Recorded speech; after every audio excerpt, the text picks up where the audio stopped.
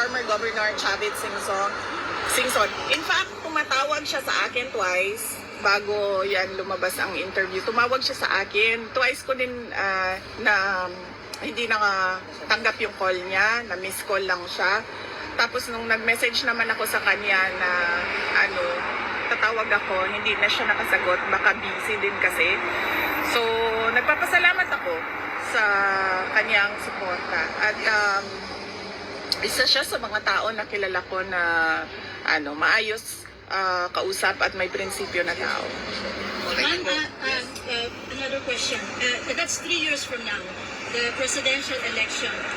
Right now, what was the thinking on you as the Vice President? And once and for all, address the criticisms that you've been not doing your job, but just going around the world. So, ano po yung plano natin? Yes, ma'am. Very recently, we did our pasidungog, no? Doon sa pasidungog ay binigay na namin yung report namin sa taong bayan kung ano yung isang taon na nangyari sa Office of the Vice President. At binigyan din namin ng recognition yung mga partners namin for the past year sa Office of the Vice President. Since tinanggal na ng House of Representatives or ng Congress yung medical and burial assistance ng Office of the Vice President, ang naiwan na lang sa mga projects namin ay pagbabago yung Million Learners and Trees campaign. This is a campaign for education, targeting 1 million school children by 2028 and targeting 1 million trees by 2028. And then ang next namin is ang Magnegosyo Taday namin. This is targeting women's association and LGBT groups or individuals who want to access financing for their micro or small enterprises. And then ang next is we still have our disaster operations center. Yun sila araw-araw yun nagbibigay nung tulong namin kapag merong sunog, may baha, merong evacuees dahil sa pagsabog ng bulkan or dahil sa bagyo, kung ano man yung problem doon sa area of responsibility nila. And then we also have the Libreng Sakay program. Ito yung mga buses na pinahiram sa Office of the Vice President. So ang ginawa namin ay nilagay namin sila sa mga ruta na kailangan ng augmentation, transportation during high traffic hours. And then ang next namin is yung Pansarap program namin. This is the feeding program namin wherein we target school children, malnourished school children for 120 days.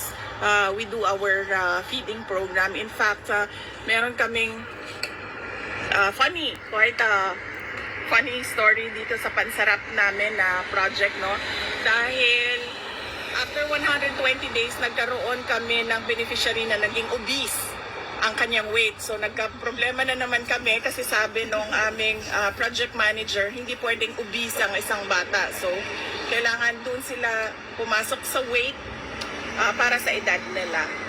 So yun po yung mga projects ongoing for the Office of the Vice President. And dagdag doon sa mga ginagawa ng opisina namin doon sa loob ng Office of the Vice President and mga satellite offices namin, no? We have in Pangasinan, in Isabela, in National Capital Region, and then we have Western, Central, and Eastern Visayas. We have BARM, we have Western Mindanao, Southern Mindanao, and Caraga and Bicol. So yan yung mga ginagawa nila. And then para sa akin, dinadagdag namin yung mga invitations ng various associations, and then yung invitations ng Filipino communities abroad, mainly to discuss what happened to President Duterte at anong nangyari doon sa kanyang extraordinary rendition and yung injustice ng ICC, justice na ginagawa ng ICC, holding an 80-year-old man in detention knowing he has health problems. And then yung discuss din namin during our Filipino community events kung ano ba yung mga gusto makita ng mga kababayan natin, lahat ng mga OFWs na nakatira or nakatrabaho abroad dahil napakaraming best practices around the globe. And then finally, we discuss what is happening right now in our country. So yan yung mga ginagawa namin. Ma'am, kailan ang next visit niyo? Kita tayo dito. Wala pa akong schedule kasi medyo mahaba yung schedule ni Veronica dahil school break na niya eh. So mahaba yung kanyang time dito. Okay. But you will be here, wala lang schedule ang visit niya. Ano, wala ako dito. Pag wala akong schedule sa bisita, wala din ako dito. Nandito lang ako pag may schedule ako sa bisita sa loob. Ma'am, I have a question. One question, ma'am. Drag me to hell, then we will see. Yan ang sabi talaga ni Sara Duterte. Kaya kayong mga bangag, what happened? Mag-ingat-ingat na kayo. Ano ba nangyayari sa sa wifi? Dito ako sa bisita sa loob. Ma'am, I have a question. One question, ma'am. 4 lives a week. Tama.